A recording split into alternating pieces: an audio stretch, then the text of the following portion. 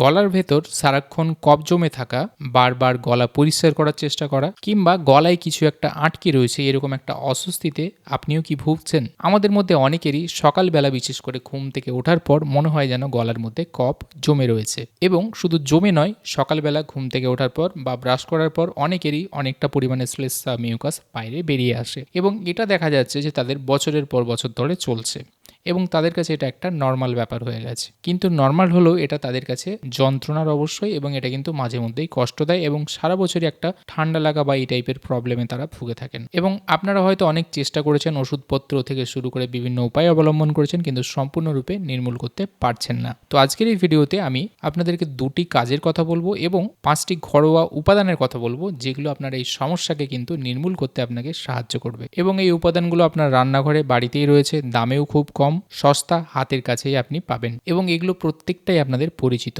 তবে তার সঙ্গে আমি আপনাদেরকে এটাও জানাবো যে এগুলো কিভাবে আপনার ফুসফুস বা শ্বাসনালী থেকে কফকে টেনে বাইরে বের করতে পারে, এবং কখন কিভাবে ব্যবহার করলে সব থেকে ভালো রেজাল্ট পাবেন। আজকের এই ভিডিওতে এই প্রত্যেকটি ধাপ আপনাদেরকে বুঝিয়ে জানাবো। তো প্রথমেই সেই 5টি শক্তিশালী ঘরোয়া উপাদানের কথা আপনাদেরকে জানাবো, যেগুলো আমাদের বাড়িতেই রয়েছে। প্রথম হলো আদা এবং মধুর মিশ্রণ। আদার মধ্যে রয়েছে অ্যান্টি ইনফ্ল্যামেটরি গুণ। এটি মূলত আপনার গলাতে যে জ্বালাপোড়া যদি সমস্যা থাকে বা জমে থাকা যে শক্ত কফ রয়েছে সেটাকে তরল করতে সাহায্য করে, এবং মধু আপনার গলার উপরে একটা স্তর বা লেয়ার তৈরিতে সাহায্য করে, যার ফলে এই যে গলার মধ্যে একটা অস্বস্তি ভাব বা বারে বারে কাশি হওয়া, সেটাকে কিন্তু সাময়িকভাবে কমায় বা আরাম দিতে সাহায্য করে। দ্বিতীয় উপাদান হচ্ছে তুলসী পাতা এবং গোলমরিচ। তুলসী পাতা আপনারা অনেকেই জানেন যে ঠান্ডা লাগার সমস্যা দিগ্গজ হয়ে থাকে, এবং ফুসফুসের যে কার্যক্ষমতা সেটাকে কিছুটা ইমপ্রুভ করতে সাহায্য করে। এর সাথে সামান্য যদি গোলমরিচ আপনি মিশিয়ে নেন, তাহলে এটা এক্সপেক্টোরেন্ট হিসেবে কাজ করবে, অর্থাৎ কফকে বাইরে বের করে আনতে আপনাকে সাহায্য করবে। তৃতীয় উপাদান হলো লবণ জল নিয়ে গার্গলিং করা। এটা শুনতে সাধারণ মনে হলেও গরম জলের সঙ্গে যখন নুন থাকে, তখন গলাতে যদি কোনো ব্যাকটেরিয়া বা ভাইরাস থাকে, সেগুলো কিছুটা দুর্বল হয়ে পড়ে, এবং ওই জায়গাতে জমে থাকা মিউকাস বা শ্লেষ্মাটা ধীরে ধীরে পাতলা হয় এবং বাইরে বের করতে আপনার সুবিধা হয়। চতুর্থ উপাদান হলো যষ্টি মধু। এটা আপনাদের অনেকের কাছে পরিচিত হতে পারে, আবার অনেকের কাছে পরিচিত নাও হতে পারে, কিন্তু এটা দুর্দান্ত উপকারী। বিশেষ করে এটা গলার ইনফেকশন, দীর্ঘদিনের কফকে নির্মূল করতে সাহায্য করে, এবং গলার যে খুসখুসে ভাব বা কিছু একটা লেগে রয়েছে, এটাকে যদি আপনি খান তাহলে সেটা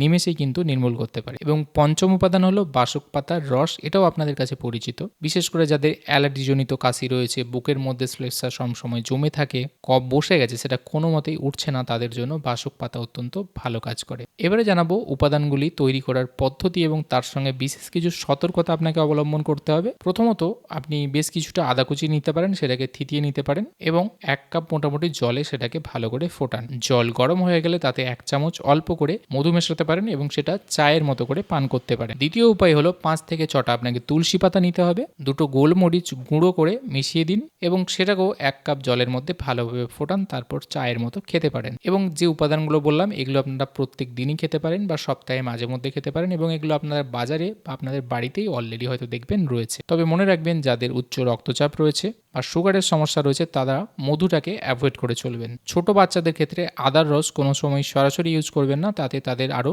বিষম খেতে পারে বা কাশি আরও বাড়তে পারে। কিভাবে যদি ইউজ করবেন বলা হয়, তাহলে সব থেকে ভালো রেজাল্ট পাওয়ার জন্য প্রত্যেক দিন সকালবেলা খালি পেটে আপনাকে এটা খেতে হবে, অথবা রাতে ঘুমানোর ঠিক 30 থেকে 40 মিনিট আগে। 3 থেকে 5 দিনের মধ্যেই আপনি দেখবেন যে গলার কফ আপনার ধীরে ধীরে পরিষ্কার হতে শুরু করেছে। এবারে দুটো কাজের কথা বলবো বলেছিলাম, সেই দুটো কাজ হলো স্টিম ইনহেলেশন, যেটা প্রথম কাজ আপনাকে করতে হবে, অর্থাৎ গরম জলের ভাপ নেওয়া। এটা কিন্তু দুর্দান্ত কাজ করে, বিশেষ করে যারা সারা বছর ধরে ভুগছেন তাদেরকে গরম জলের ভাপ নিতে 10 থেকে 15 মিনিট ভাপ নেবেন। তবে চেষ্টা করবেন যে এই ভাপ নেওয়ার সময় অনেকেরই অসুবিধে হয়, অস্বস্তি হয়, সুতরাং আপনি যতটা নিতে পারবেন সেইভাবেই নেবেন। দরকার হলে ব্রেক করে করে আপনি নেবেন, অল্প একটু নিলেন, তারপর আবার একটু কিছুক্ষণ গ্যাপ দিলেন, তারপর আবার নিলেন, এইভাবে চালু রাখতে পারেন, এবং এটা যদি দিনে 2বার করে নিতে পারেন তাহলে আপনার জন্য দুর্দান্ত কাজ হবে। দ্বিতীয় কাজ হচ্ছে মাঝে মধ্যে একটু খুব জোরে শ্বাস নেওয়া এবং শ্বাস ছাড়া, এবং এক্ষেত্রে দেখতে হবে যে আপনার শ্বাসটা শুধু যেন বুকের মধ্যেই যে রয়ে যাচ্ছে তা না, পেটের ওঠানামা আপনাকে খেয়াল করতে হবে। পেট যদি ওঠানামা করে তবেই জানবেন সেটা একদম পেটের সঙ্গে